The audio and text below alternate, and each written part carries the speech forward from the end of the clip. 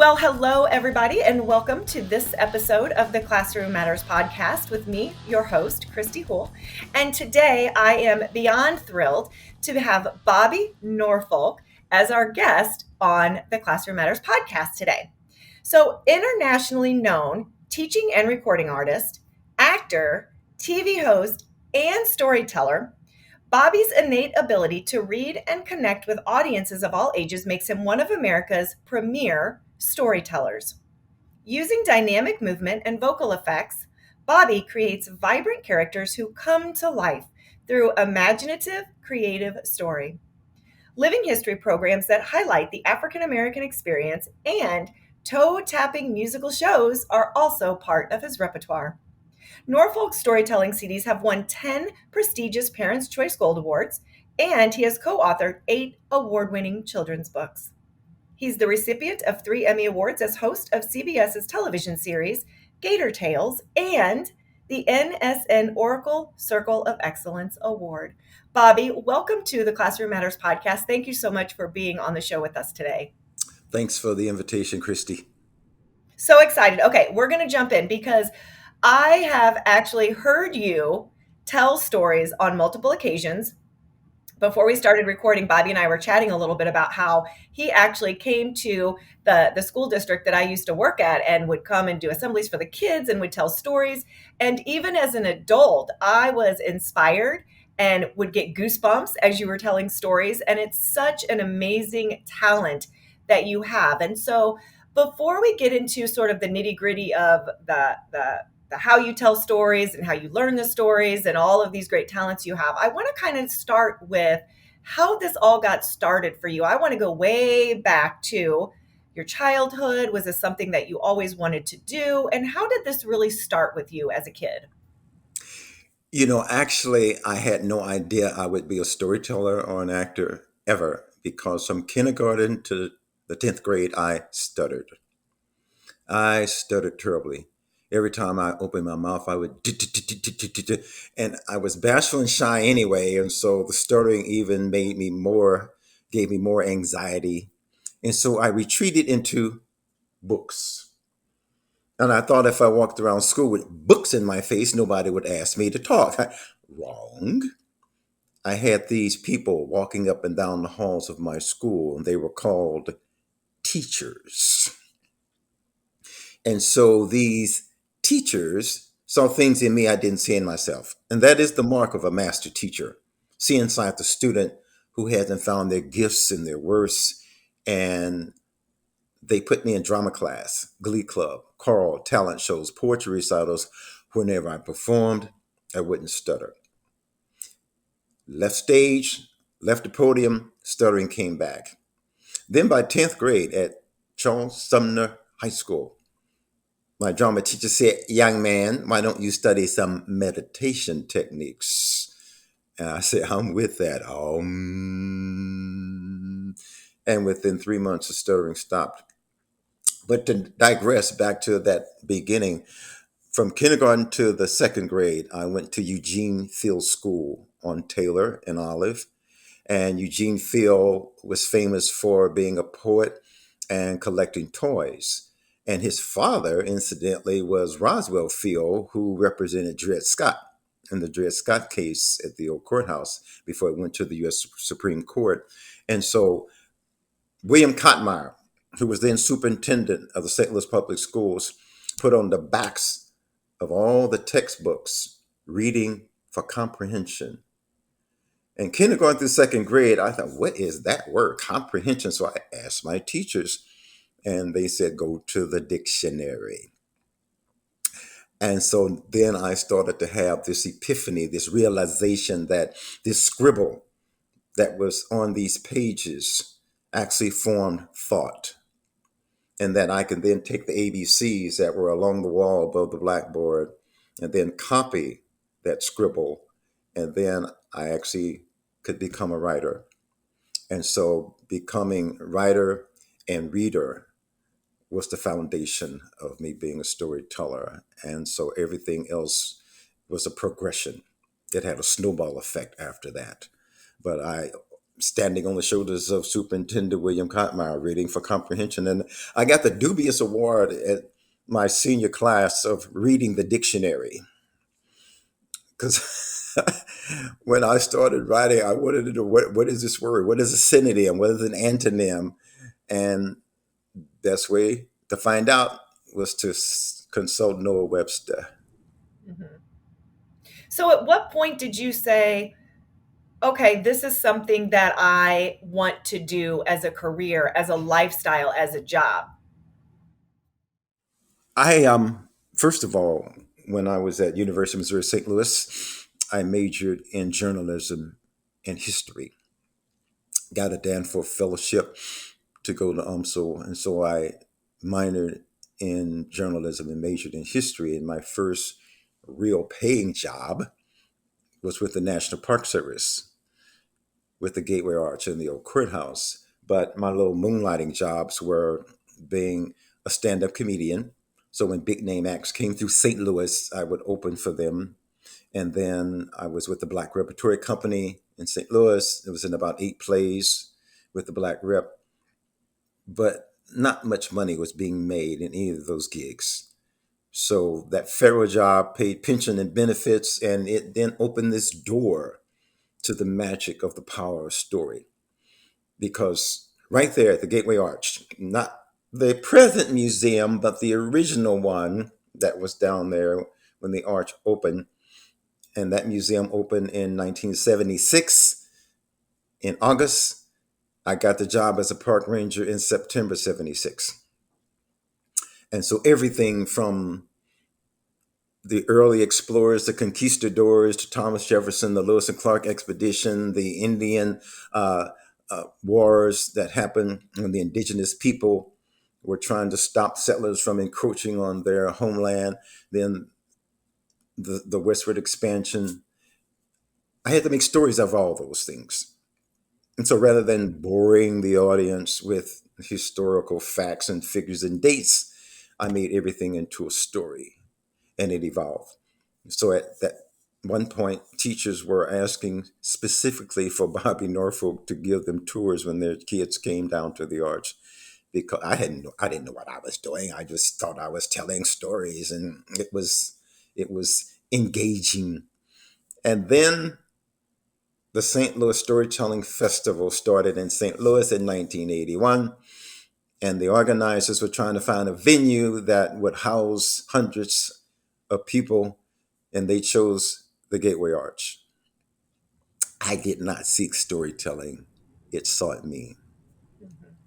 Yeah, and it's funny that you say that because as you're talking, even when you're just, telling about your past or telling facts, it's almost like you're always in storytelling mode. So, would you say that that is like, I could just imagine you over the dinner table, right? Asking for your wife to pass you the salt. And it's, a very dramatic storytelling moment. So is it like that? Like, is it like that in your life? Do you have a tendency to revert into storytelling mode, even just everyday It experiences? is. It becomes second nature. Mhm. And my wife Sherry is also a teaching artist and a storyteller too.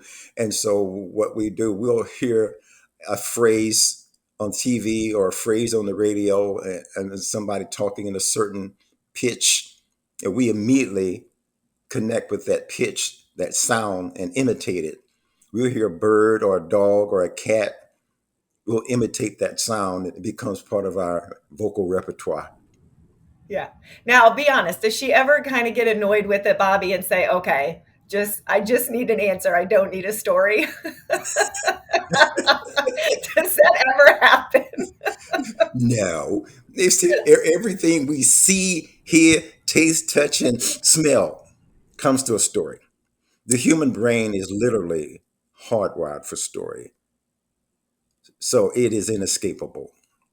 The five senses and the intuitive faculty of the brain is hardwired for story. It is inescapable. It is part of the human condition. Mhm.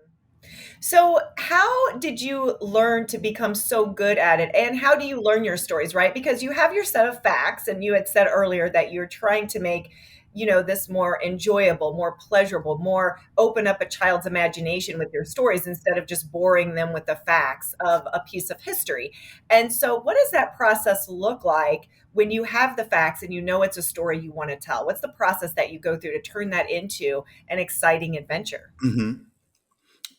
When I started doing a deeper dive into storytelling and the power of story and how it resonates with the human brain, I started to find out about this guy named Carl Jung, the psychiatrist from Switzerland.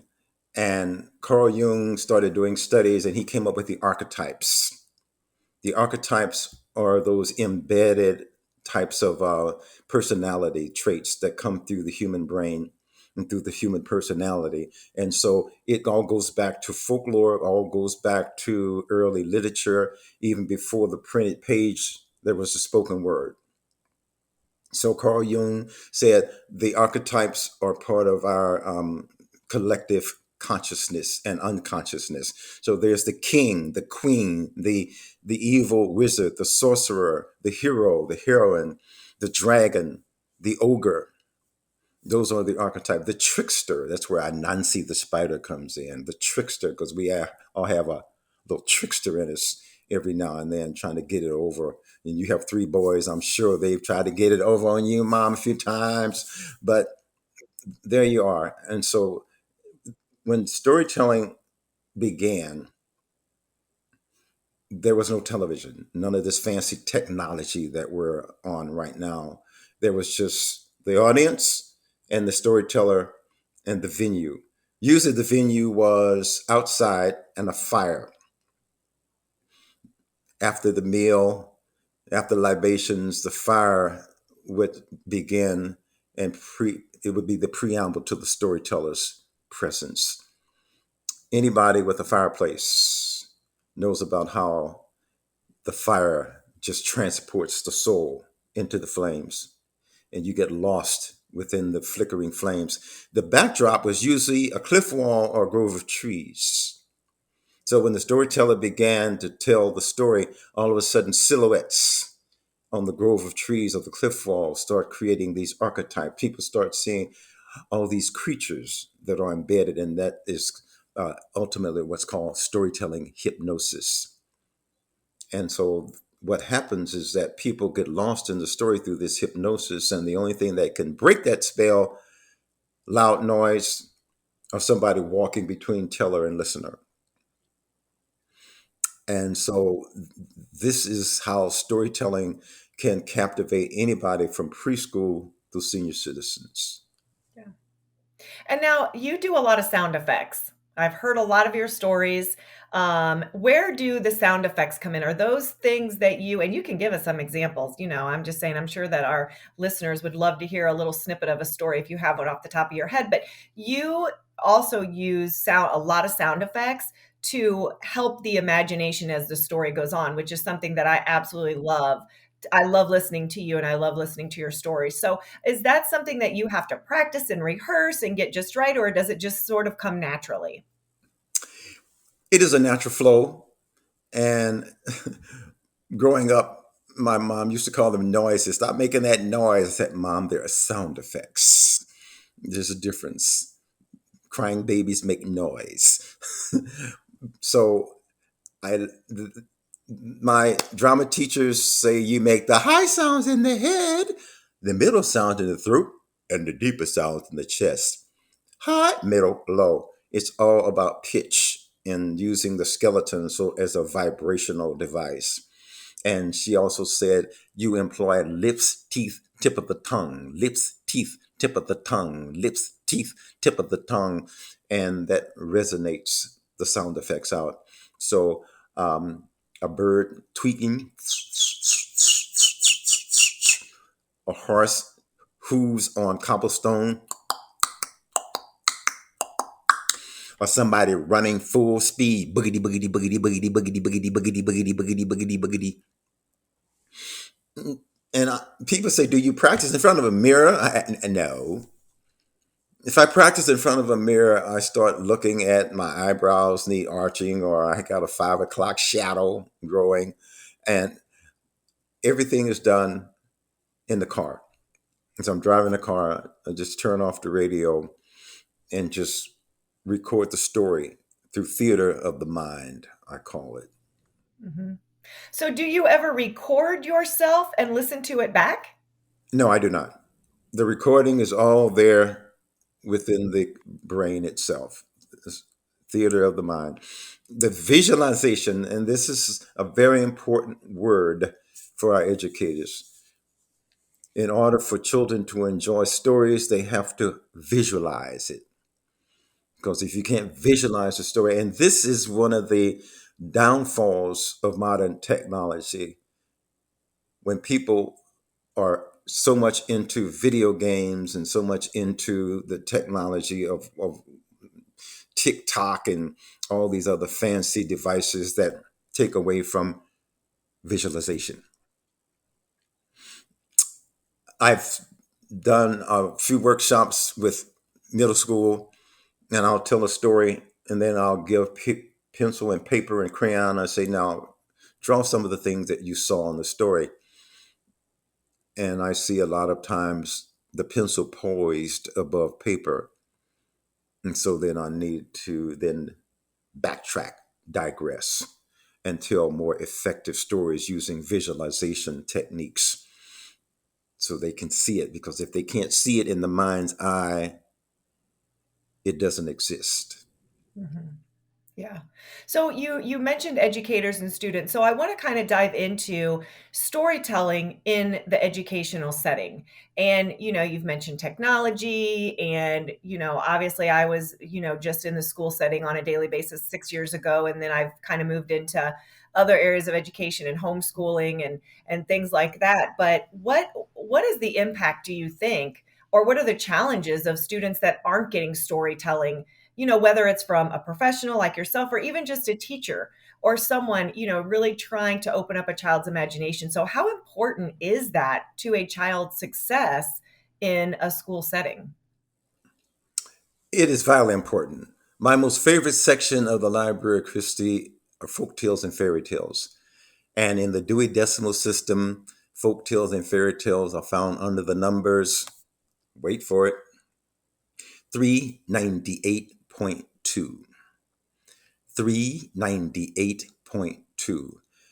And that is where I gather all my material because this is the foundation of visualization. Is our folk tales and fairy tales, and so our collective consciousness and unconsciousness are found in those stories from every culture, from the indigenous people of what we now call America, from Africa, from Asia, from India. The stories are the same. I've traveled the world several times. When I tell stories, the children react the exact same way. And so this is empirical evidence to me that storytelling and the human brain are hardwired together. So if children, as a matter of fact, I was going to say Einstein, Albert once said that if you want your children to become smart, tell them stories. If you want them to be even smarter, tell them more stories. Why do you think that we have sort of stopped doing that? Because, I can remember as a kid, and I don't know, I might be about the same age as you, but as a child, our parents would tell us bedtime stories and they would just make stories up, right? They would put us to bed and just make up a story. Dads were real big about making up stories, or they might read a storybook to us. And it seems that over the last decade, 2 decades, that is not done as much as it used to be when I was a kid. I mean, I can admit we don't do that as much with our children anymore, especially now that they're a little bit older. So, why do you think that that has changed so much and why is storytelling sort of something that you just don't see as much as you really should? What's the barrier? Why are we not doing more of that? Other than that generational gap, that sometimes the adults are so busy trying to make a living, they forget how to live. And they give the children sort of as a babysitter these handheld devices that are worked with thumbs. That becomes a storyteller. And so the handheld devices that works with the two thumbs can be a blessing and a curse. And so there's nothing that is going to be more powerful than sitting the children down and telling them a story. The old tradition, as I said before, preceded the printed page, and you cannot teach the children stories unless the hands are free. This comes back to the crisscross applesauce, hands in your laps. That sets the stage for the children to. There's a rhyme that sets the stage for children to become engaged. And if there's a deviation in the children's attention, there's one device. Immediately, the children will, and they'll all calm down again to hear the story. Lawyers use storytelling to convince the judge and the jury. Professional businessmen in the corporate world, when they do professional development, they use storytelling to sell products and to sell their ideas. And so, as I said, it's not just about school. The storytelling device is ubiquitous. Billy Joel is a storyteller. Sir Elton John is a storyteller. So it's inescapable. And the idea that you can get away from telling stories is is a it's a fault. We would be at fault as educators if we don't bring storytelling back. There have been some schools say, let's don't do cursive writing anymore. And if they had done that when I was at Eugene Field School, I wouldn't be talking to you now. They had struck out cursive writing because this is how I learned how to tell my first stories, just doodling. And so bring back the pen and paper. Let's give the smart board a rest for a while, people. Give them some pen and paper and legal pads. J.K. Rowling had it. I was going to mention this before you come up with your next thought. Um, my computer is propped up on two of J.K. Rowling's books, and the idea that there are no smart boards, there are no laptops, there are no legal pads. There are no smart pads in Hogwarts. Technology does not exist. There's pen, quill, and parchment. And so this woman knew when thoughts are formed in the brain, those electromagnetic impulses go from the brain, go down the nerve centers of the arm, and then on the pen, it bleeds out onto paper. She wrote all 7 novels longhand because she knew about the magic of story. Yeah.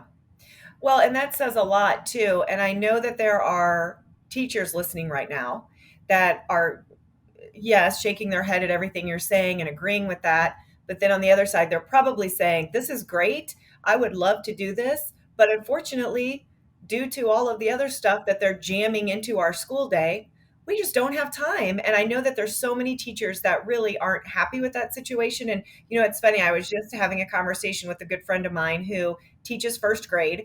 And we were talking about reading out loud to your class because I know as a former second and third grade teacher and administrator and a homeschool mom, that was a really, really important part of my day when the kids would come down on the carpet and we would read a story aloud, or I would just walk around reading, Magic Tree House or Goosebumps. It was just a really important part of what we did.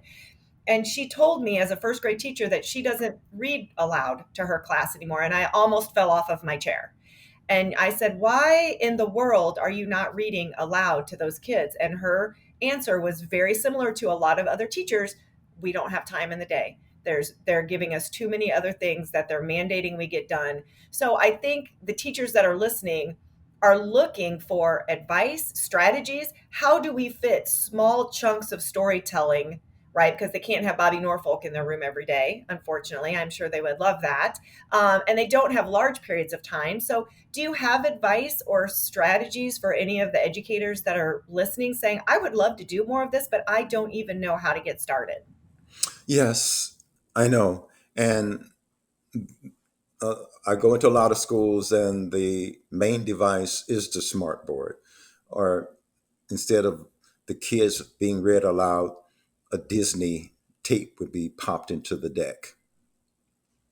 And so at the same time that the Disney tape is in the deck being played, a book could be picked up. There's the read aloud storytelling book. What's his name? John Treatlease, I think his name is. He has this read aloud storytelling series. And then there's Margaret Reed McDonald, the storyteller's startup book. And professional development is ultra important to do professional development, to teach the teachers how to find a story, how to rehearse the story, how to tell the story. Because if you don't use those voices and those sound effects, like you mentioned earlier, the story will fall flat. So the teachers sometimes feel self-conscious about using sound effects or voice intonations. The children will lose respect for me. I am Dr. Smith. I can't do sound effects and cackle like a witch. So, yes, you can. The children will love you for it. And so that's the idea. You have to get past that self consciousness, first of all, and take a few professional development courses. Invite the storyteller in to do PD, for example. And the last, really, before the pandemic, I did a professional development in Columbus, Ohio for preschool. And there were about 1,200 preschool teachers that came to this event. It was a 6 hour program. And they left with a lot of good ideas that they could carry on into the classroom at that point, if there's no other way around it. Yeah. It has to become something that's important to them, important enough to seek out the information and Exactly. to really learn how to do it. So, To make that not only a financial investment, but personal investment. yeah, yeah, yeah. How do people get in touch with you if they're listening and they're like, I would love to have him come to our school, our district, our environment, our homeschool co-op, whatever educational setting they're in? How can folks reach you, and what are some of the things that you can bring into their school setting for them? Well, two good people, maybe three, is this guy that you hang out with, Tim Gore. So just get in touch with Tim Gore through educate.today and the Wilson PR pitch, who is responsible for us chatting today. And they can guide the educators to me, and we can connect that way. Yeah, and for everybody listening, if you want to get in some kind of connection with Bobby through Tim, educate.today, Wilson's PR, or myself, we will put all of that information on the description page, as we always do. And you can always get in touch with me as well at the Classroom Matters podcast. After listening to this, you have all the information there, everybody that's listening. And so I can guide you in Yeah. connection with And if Bobby as people want well. to watch my website, I do have a website, bobbynorfolk.com. Just Google my name, bobbynorfolk.com. And there is a website, and there's a YouTube site. So I'm low tech and I'm old school, Kristy. So I have millennials doing all this for me. That's nice. I need to get some millennials to do some stuff for me, Bobby. So, is there any way you have like a 30-second little fun storytelling, anything you could leave us with before we say goodbye? You want me to do a little ditty before we? Yes, I do. I want my listeners to hear you because you're so great. Okay, okay. Um, the Three Billy Goats Gruff is a 400-year-old Norwegian folk tale. And there are actually some people who have never heard the Three Billy Goats Gruff that have been in the fifth and sixth grade by now, and that is sacrilegious. However, let's take the 400-year-old folktale, let's make it contemporary, and we'll call it the Three Billy Goats Gruff rap. It's a finger snap rap. You don't need to do the finger snap. Chill. I got this. It goes. This is the tale of some goats and a troll. The troll lived under a bridge, you know. He guarded that bridge every night and day. He gobbled you up if you went that way. But the grass was green on the other side. The goats decided to give it a try. The little Billy goat was the first that day. His feet went trip, trap, trip, trap. Hey, who's that trip trapping over my bridge? Hey, fool, be cool. It's me, you see. Well, I got a hunch you be my lunch. But I'm so small and you're so tall. Sit in the shade, you'll be repaid. There's a big Billy goat in this parade. Well, he let him pass to eat some grass. The middle Billy goat was the next to go. His feet went trip, trap, trip, trap. Yo! Who's that trip chopping over my bridge? Hey, fool, be cool. It's me, you see. Well, I got a hunch you be my lunch, but I'm so small, you're so tall. Sit in the shade, you be repaid. There's a bigger Billy goat in this parade. Well, he let him over to eat some clover. The big Billy goat was the last that day. His feet went trip, trap, trip, trap. Hey, who's that trip trapping over my bridge? Hey, fool, be cool. I'm big, you dig? Well, I got a hunch you be my lunch. I got two sharp horns to run you through. I got a four sharp hooves to cut you in two. So come on up and give it a try. We'll see which one that's going to get by. Well, the troll was a fool. He couldn't be cool. He tried to fight. The goat was right with his two sharp horns. He ran him through with his four sharp hooves. He cut him in two. Then the goats went on over to the other side. Work it. Woo. They ate the grass and they said with pride, work it. Woo. That troll was a fool. He couldn't be cool. He should have learned not to be so greedy. He should have learned to help the needy. Then the goats ate grass till they got fat. Trip, trap, trip, trap. That's that. Thank you. That was amazing. Love it. Bobby Norfolk, thank you so much for being on the Classroom Matters podcast today. And for all of our listeners, please find out how to connect with Bobby in the description page. Bobby, once again, thank you so much. My pleasure, Kristy. Take care. And this is Kristy Houle signing out for this episode of the Classroom Matters podcast. And don't forget to check out all of our amazing resources at the educate.today website.